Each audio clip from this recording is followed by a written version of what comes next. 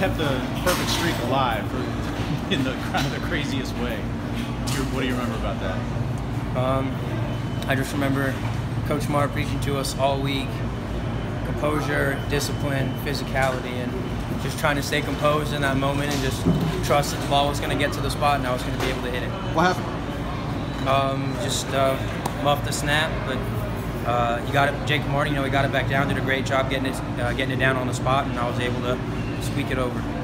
You remember, like, thinking? I mean, I guess you can't think in a moment like that, but normally you're so structured on like amount of steps towards the ball and timing. How do you stop yourself in your mind to say, oh, hold on?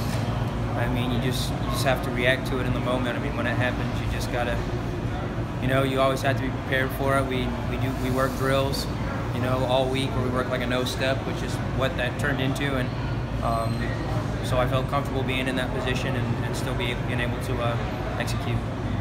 Was that one of those moments where you see it go through and you're relieved? I mean, what's the feeling when it goes over by a foot basically? It was definitely a sigh of relief for me, and after that it was just time to move on to the kickoff.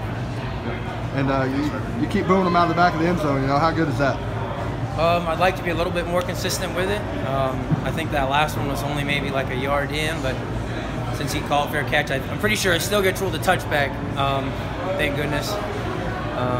But I'm just trying to be as consistent as I can be when I get it on the field, whether that's hitting a field goal with good height and on on time with our operation, or making an extra point, or hitting a kickoff out of the end zone, whatever the case may be. I'm just trying to be as consistent as I possibly can for this team. Absolutely.